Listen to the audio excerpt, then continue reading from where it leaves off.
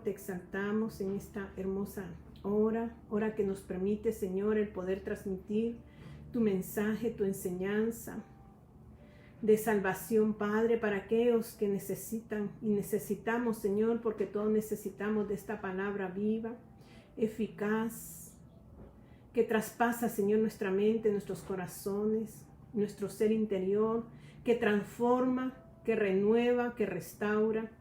Yo te pido en esta hora, mi Señor, que tu mano santa se mueva en cada vida, que estos medios sean un fluir de tu Espíritu Santo, Señor. Hablamos de la unción, esa unción que derrama tu Santo Espíritu sobre nuestras vidas, pero esa unción, mi Dios de los cielos, hay que adquirirla.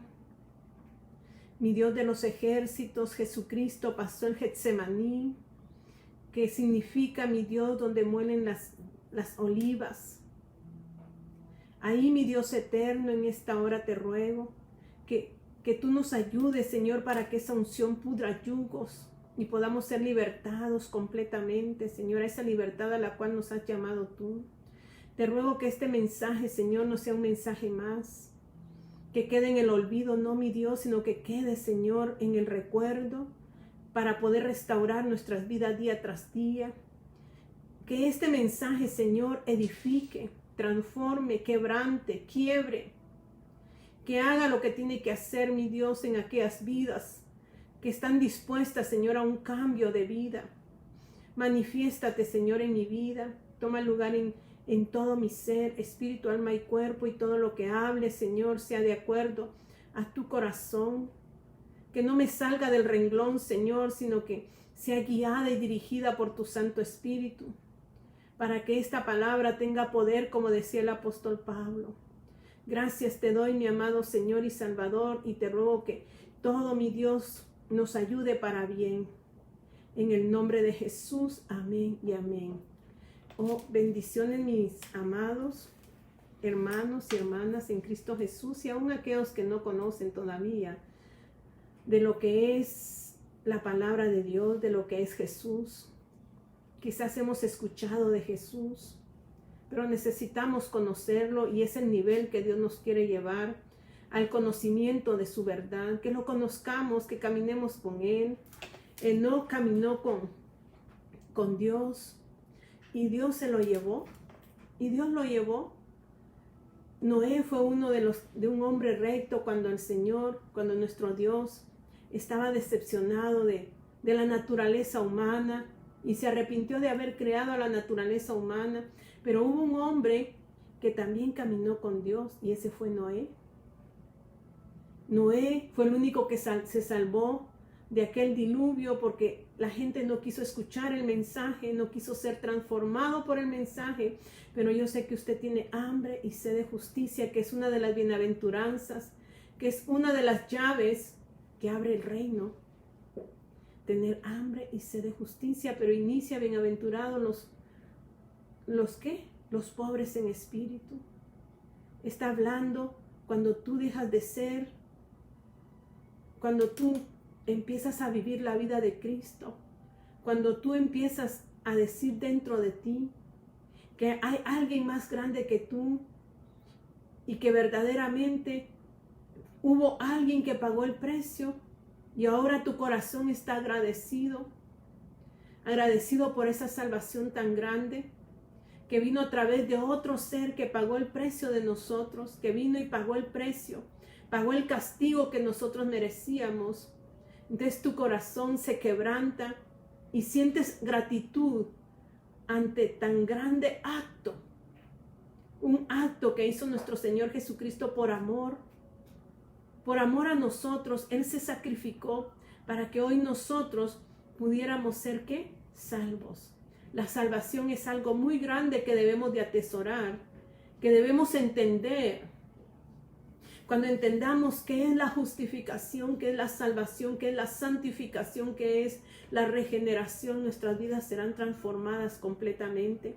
Y he estado en el libro de Santiago hablando sobre la práctica, porque hay una práctica.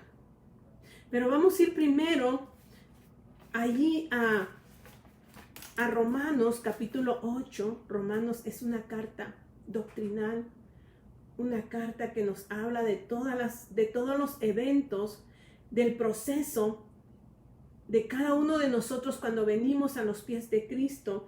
Y me gustó algo que dice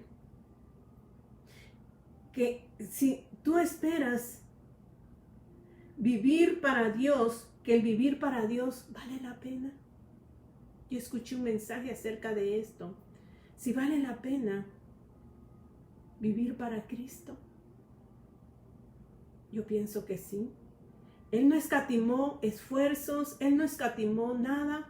Él se entregó en la cruz del Calvario sin saber si yo lo iba a aceptar, sin saber si ustedes lo iban a aceptar. Él fue a la cruz por todos, sabiendo que muchos lo iban a rechazar, pero Él no escatimó esfuerzo. Entonces ahora está esta pregunta: espero encontrar fuerzas para vivir para Dios. Espero que valga la pena vivir para Dios. Es una pregunta. ¿Espera usted que vale la pena vivir para Dios? ¿Piensa usted que espera encontrar fuerzas para vivir para Dios? Porque requiere de fuerzas. Es un caminar cada día de esfuerzo. Dios le dijo a Josué: esfuérzate y sé valiente. Esfuerzo va más allá de nuestras propias fuerzas.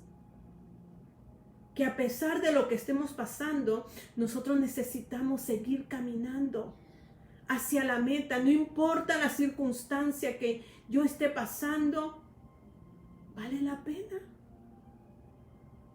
seguir a Cristo? ¿Vale la pena vivir para Cristo? Claro que vale la pena. Y dice Romanos capítulo 8 y su versículo, vamos a iniciar en el 17, que dice: el Espíritu mismo, esa es la gracia, porque hemos leído que ya no vivimos bajo la ley, sino bajo la gracia. Pero no estamos diciendo que usted ya no va a cumplir, que usted va a hacer lo que quiera, no. Porque usted ha muerto a sus deseos.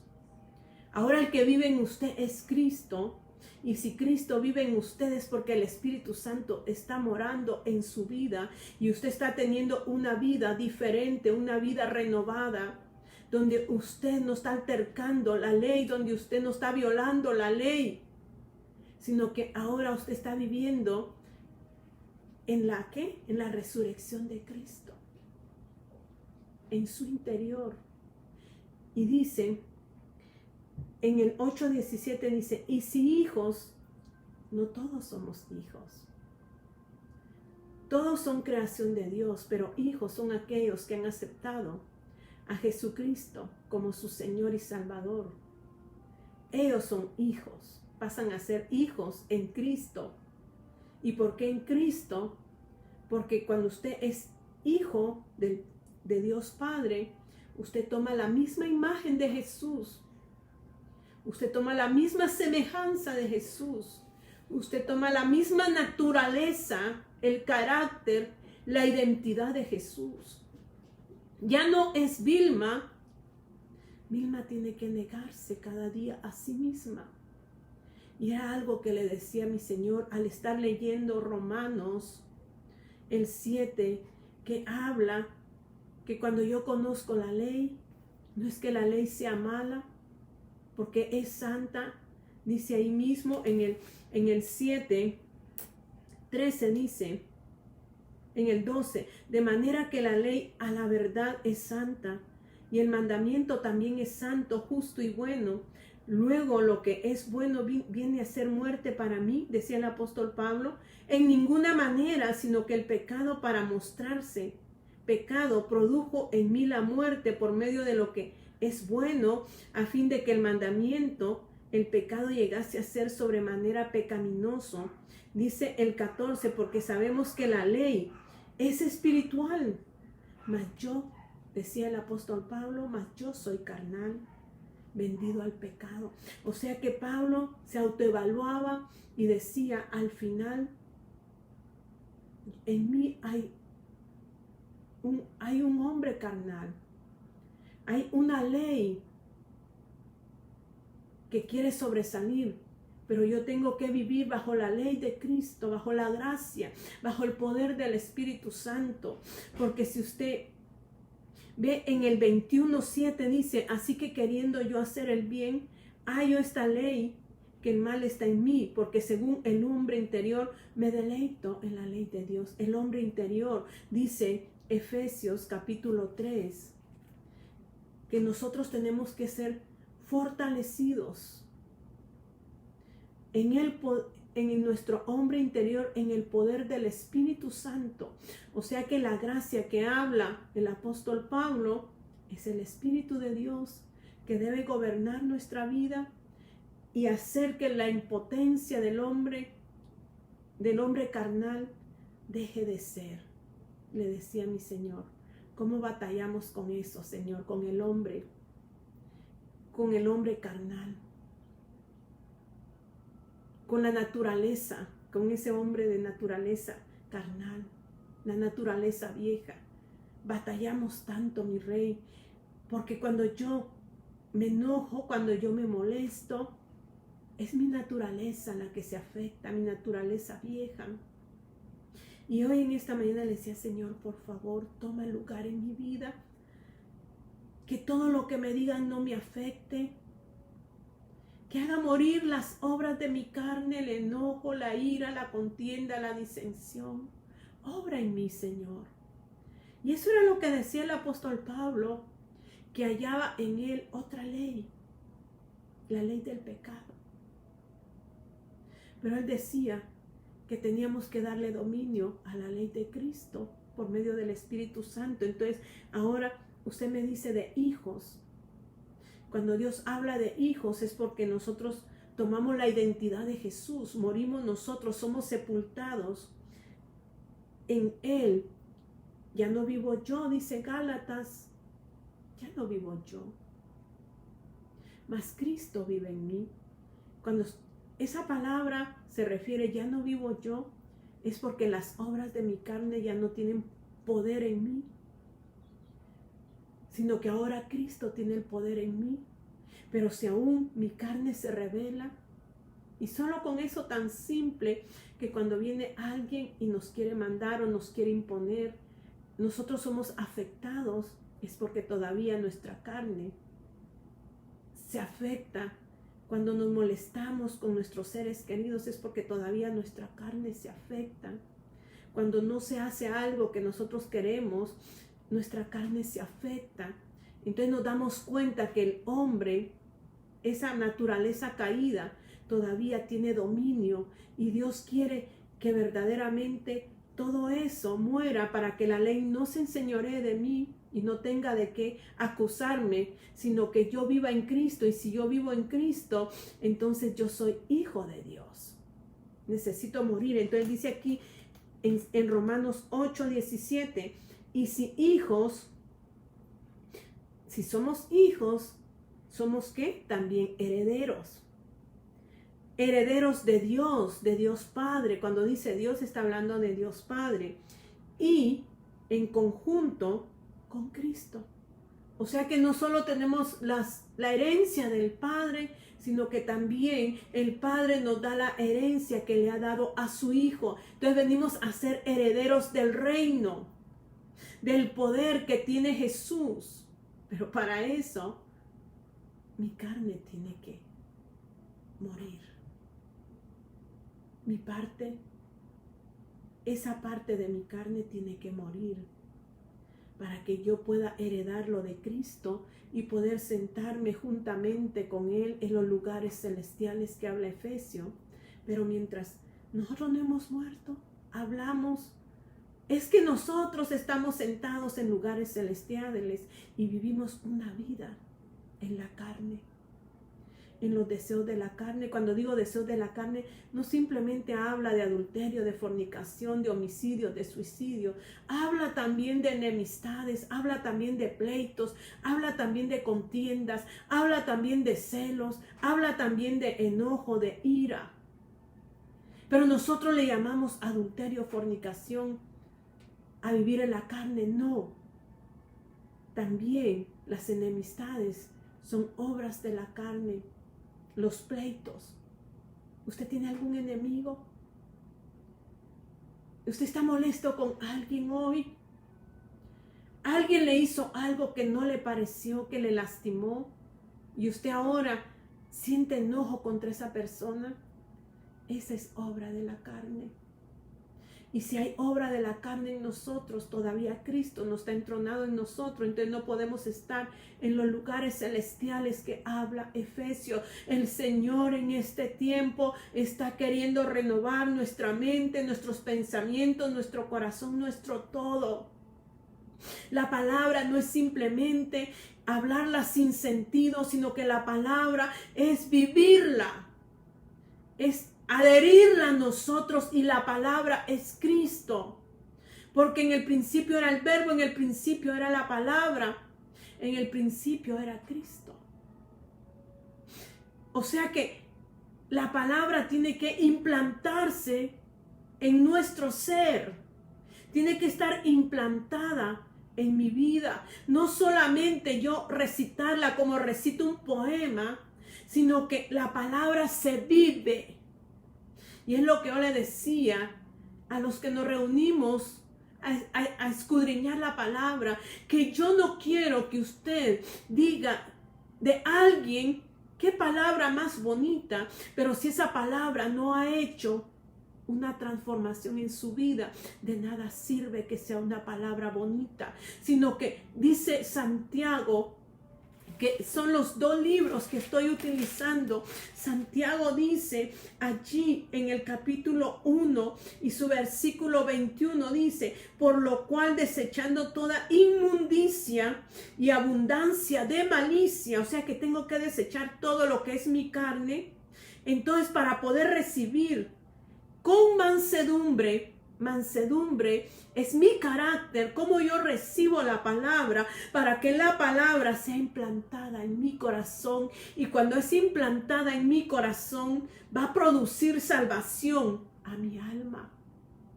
Pero si yo simplemente, como muchos, hemos vivido una religiosidad, pero no nos hemos asentado en vivir la palabra, no hemos dejado que la palabra se implante en nuestro corazón, para que traiga salvación a nuestra alma, porque eso es lo que dice Santiago. Santiago es práctico y dice el 1:22, pero sed hacedores de la palabra y no tan solamente oidores, engañándoos a nosotros mismos. Dije la otra vez, a veces pretendemos nosotros recitar la palabra de Génesis, Apocalipsis, y la tenemos de memoria, pero en sí esa palabra, ¿qué está accionando en mi ser?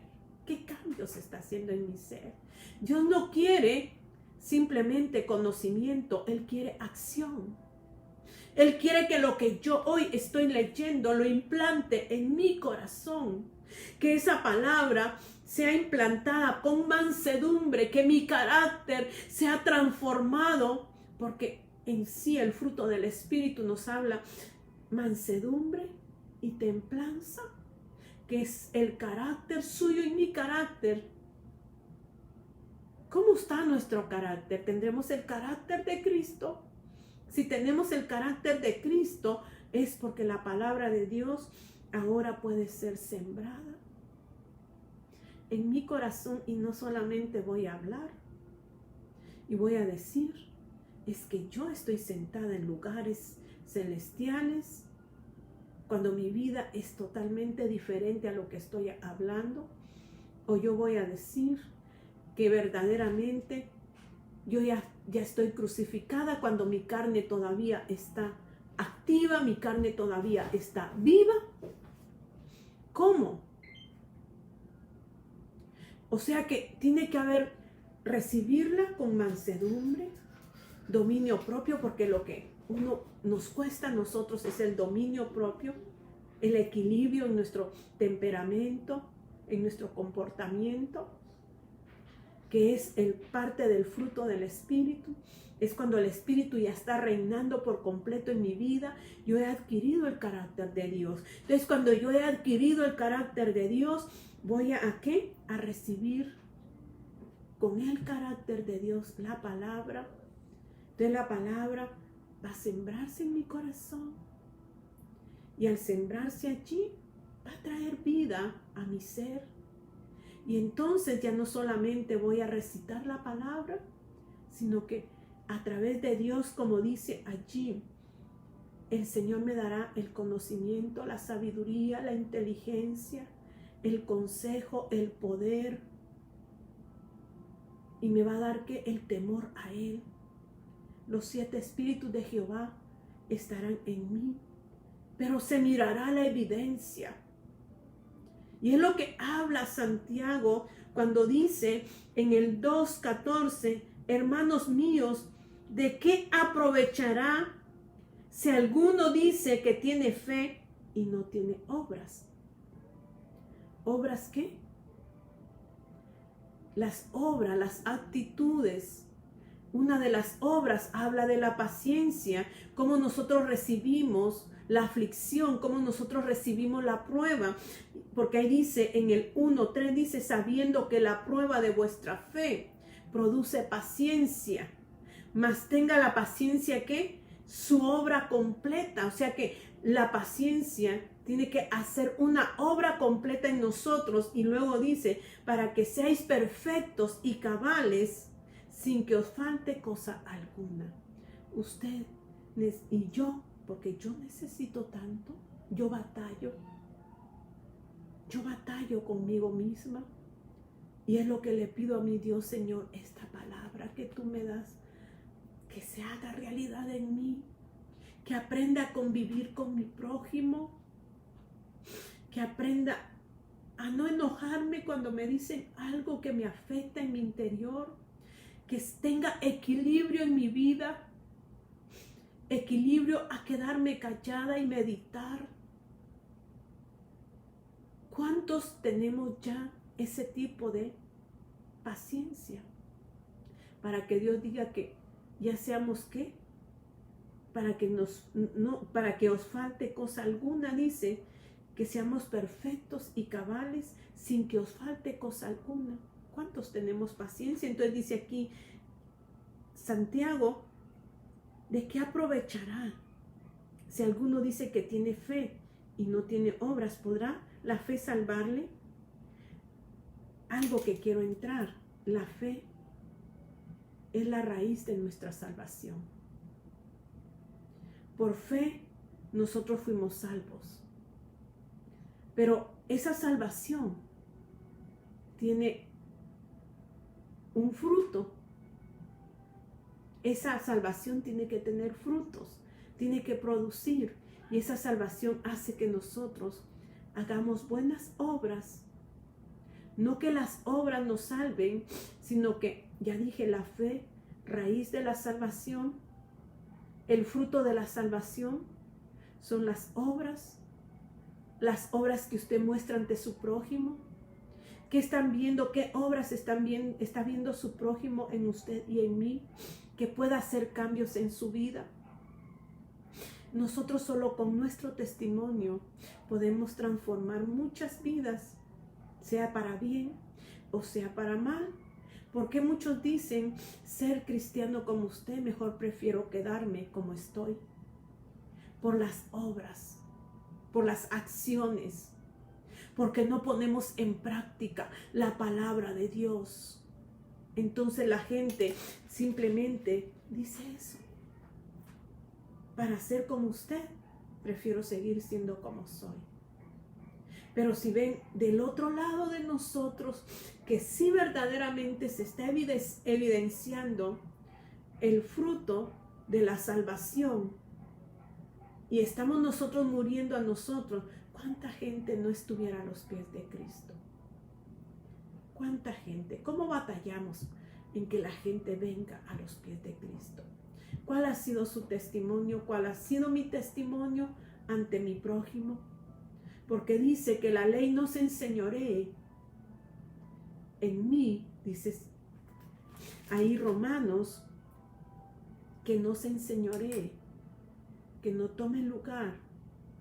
Pero también dice Gálatas, que siempre lo he dicho, que nosotros, ahí en el 5, dice, porque toda la ley en esta sola palabra se cumple. Toda la ley. Hay una ley de Dios. Y hay una ley que está en nuestros miembros, que habla Romanos y dice, porque toda la ley en esta sola palabra se cumple. Amarás a tu prójimo como a ti mismo.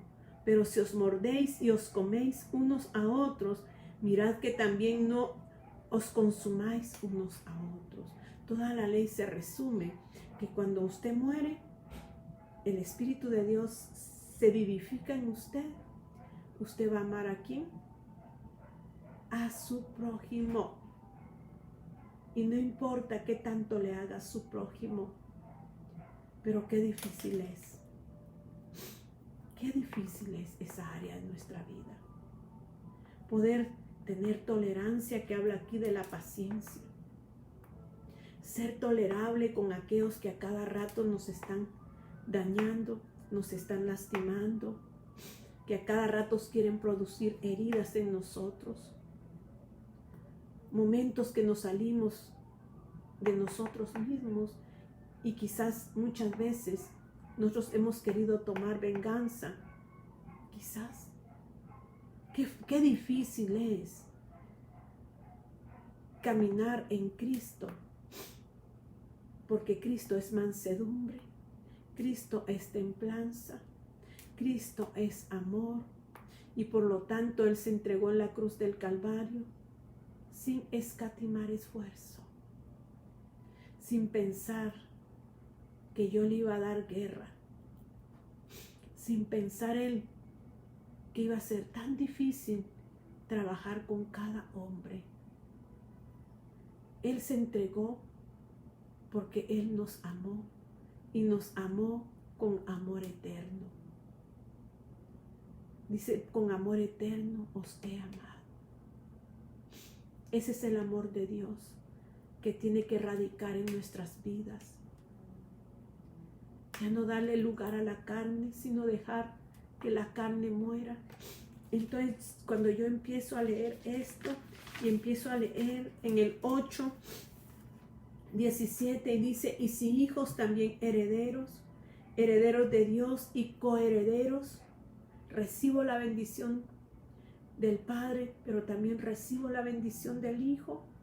Si es que padecemos juntamente, dice, con Él, para que juntamente con Él seamos glorificados. O sea que si Él padece, nosotros padecemos, para que en el momento que Cristo es glorificado, nosotros seamos glorificados también. Y dice, pues tengo por cierto que las aflicciones del tiempo presente no son comparables con la gloria venidera. ¿Qué dice? Las aflicciones que estamos pasando hoy no son comparables, no se comparan. ¿Con qué? Con la gloria venidera que en nosotros ha de manifestarse, viviendo en esperanza. Cristo es nuestra esperanza de gloria. Cristo nos ha llamado a santificarnos. Cristo nos ha llamado a que nuestra vida sea vivificada en Él.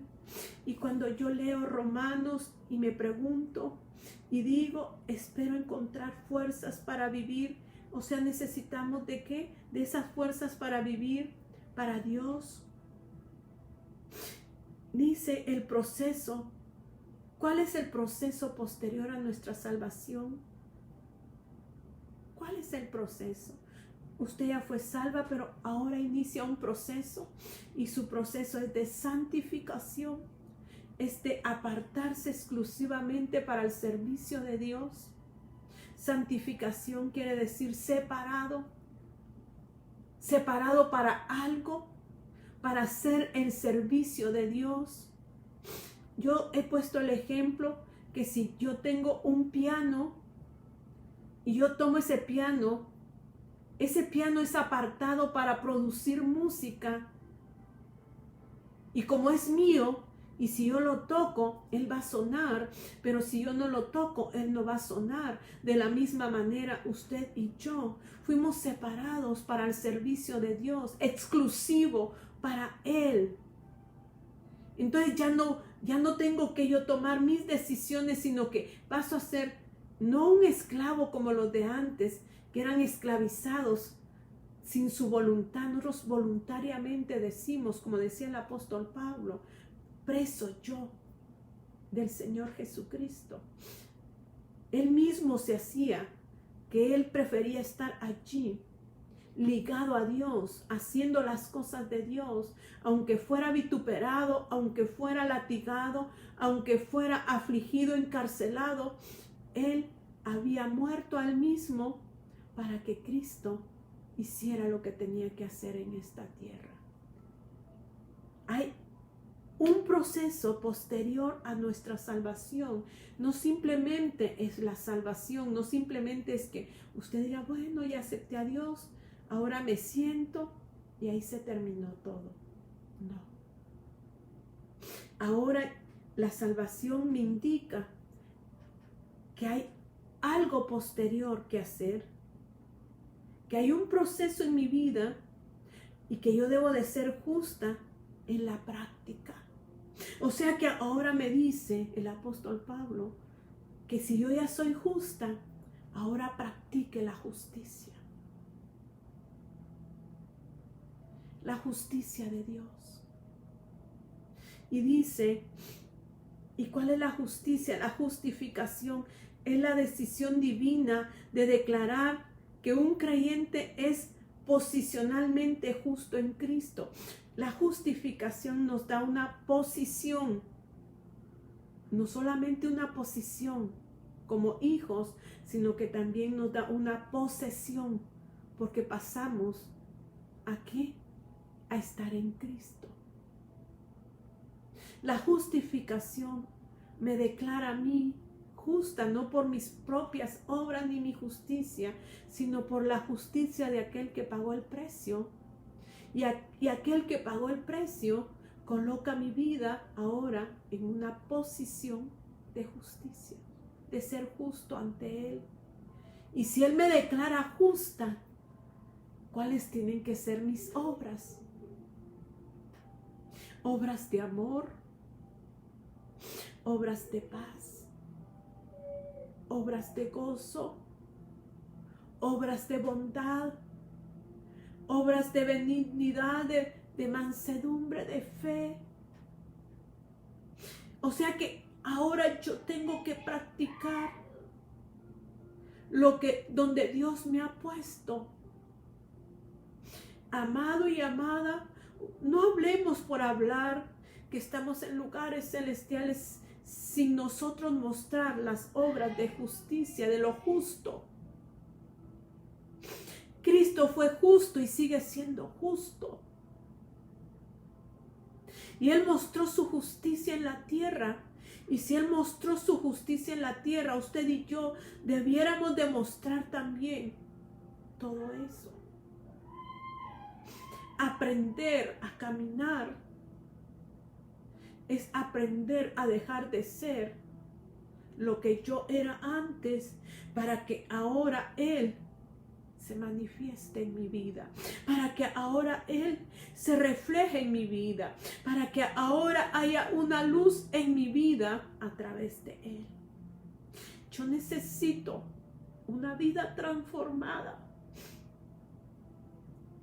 Y es la que Dios está llamando a su iglesia, a gente transformada, a gente renovada.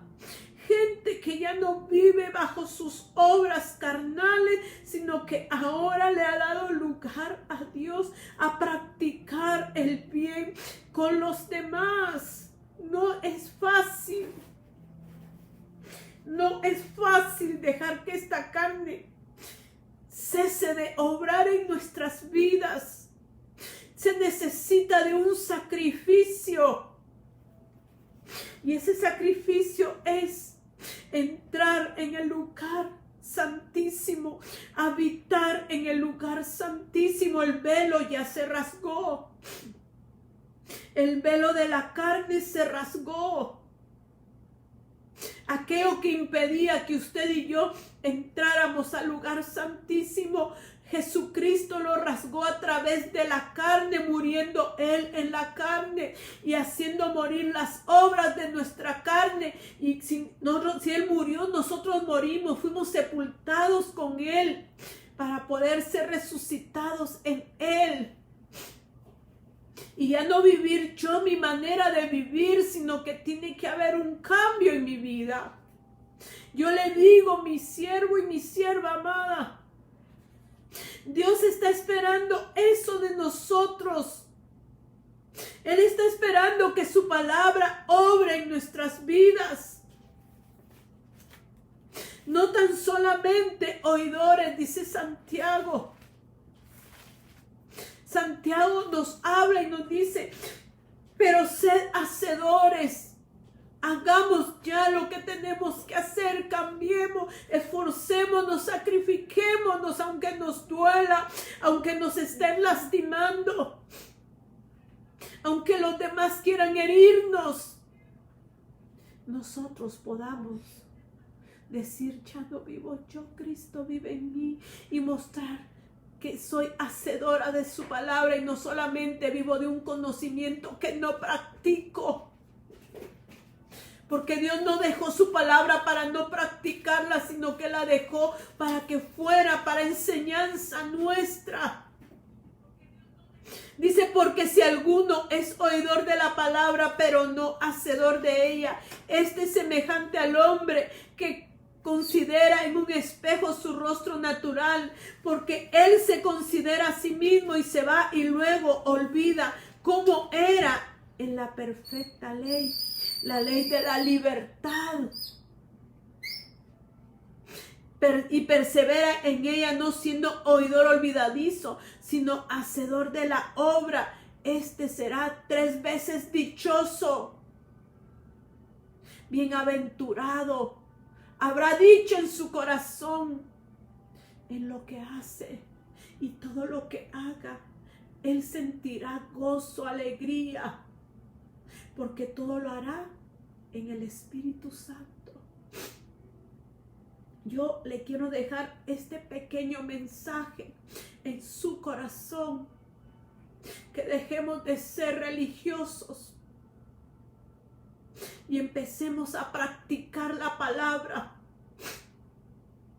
Empecemos a morir a nosotros mismos cada día para que podamos caminar con Él y un día Él nos pueda llevar como llevó a Enoc. Quizás no sea de la forma que se fue Enoc, que no vio muerte, pero que el día que nosotros dejemos de existir, hayamos dejado huella, pero no una mala huella, sino una huella del poder de Dios, donde el poder de Dios se manifieste en nosotros. A veces, dice el Señor, decimos, no me avergüenzo del Evangelio porque es poder de Dios. Pero nosotros muchas veces hacemos cosas indebidas, poniendo en mal el Evangelio de Cristo. Y de eso mi Dios está cansado, que seamos de mal testimonio para su Evangelio. Yo lo voy a dejar con esta pequeña meditación, pidiéndole a Dios que haga una transformación en nuestro interior. Cierre sus ojos y vamos a pedirle a Dios que Él obre en nosotros, que tenemos una naturaleza que se nos hace difícil sujetarla, pero con su ayuda, con su palabra, porque Él le decía a aquellos 3 hombres en el Getsemaní, cuando los dejó vigilando y se durmieron y Él regresó, le dijo, a la verdad, ¿no habéis podido velar conmigo 1 hora? Pero yo digo, velad y orad, para que no caigáis en tentaciones. A la verdad el Espíritu quiere, pero la carne no. La carne se sujeta con estar alertas, vigilantes, con los sentidos espirituales alertas. Yo le decía a una hermana anoche, noche. Porque a veces si nos metemos a leer Romanos se nos hace difícil entender. Pero Dios dice en Hebreos que Él ya no quiere que nosotros estemos tomando la lechita, porque con la lechita somos inmaduros, dice Él, sino que comamos la comida sólida. Es tiempo de comer comida sólida, porque la comida sólida nos madura y nos hace discernir entre el bien y el mal, porque empieza a vivificar nuestros sentidos espirituales. Es lo que Dios quiere, que nuestros sentidos espirituales se alerten, que estemos alertas en nuestros sentidos espirituales. Vigilantes, vigilar significa estar alerta, orando en todo tiempo, leyendo y meditando su palabra, pero esa palabra sea para mí. Y no diga yo, esta palabra era para fulano, sutano, mengano, porque hacemos a Dios impotente cuando decimos eso. ¿Por qué? Porque si Dios sabía que Él no iba a llegar, ¿por qué la iba a dar? O sea que entonces Dios no conoce las cosas. Ridiculizamos a Dios con nuestras palabras, porque la palabra es para usted y es para mí, que la estamos oyendo y que nos la está dando, no para aquel que no la está oyendo en ese tiempo. Dios quiere que usted y yo cambiemos, que esta palabra verdaderamente haga transformaciones en nuestra vida. Ya no quiere oidores, simplemente que vayamos a nuestro servicio y escuchemos la palabra y cuando regresamos no sabemos nada. El Señor quiere que esa palabra tome vida en nosotros. Cierre sus ojos. Querido Padre Dios, por mucho tiempo te hemos ridiculizado, Señor. Perdónanos, Señor, como que si tú no fueras omnipotente, omnisciente, omnipresente. Cuando decimos esta palabra era para fulano, esta palabra es para mí, Señor, y siempre tengo que tomarla para mí. Primero tiene que hacer efecto en mi vida, y si tú la transmites, tú sabes a quién le vas a hablar, mi Dios, porque tú eres el Todopoderoso, el Santo de Israel, que quiere cambiar vidas, transformar vidas, mi Dios, en este tiempo. Pero es para aquel que se deje transformar, Señor, aquel que se haga un hacedor de tu palabra. Tú vas a trabajar con él, tú vas a orar en él, Señor. Y tú lo vas a poner en el nivel tuyo, mi Rey. Gracias te doy porque para mí tu palabra es un deleite. Es una sabrosura, Señor. Es degustar de buenos manjares, Señor. Santifícanos y vivifícanos en ti. Gracias, mi Señor, te alabo y te glorifico. Y que esta palabra tenga poder para cambiar vidas, Señor. Gracias, mi Rey, en el nombre de Cristo Jesús. Amén y amén. Que mi Señor me los bendiga. Mi Señor me los guarde, me los proteja en todo tiempo. Y pongámonos alertas en este tiempo, porque Dios está pronto a venir y va a venir por aquellos que se han dejado cambiar y renovar completamente. Que mi Dios me los guarde. Aleluya.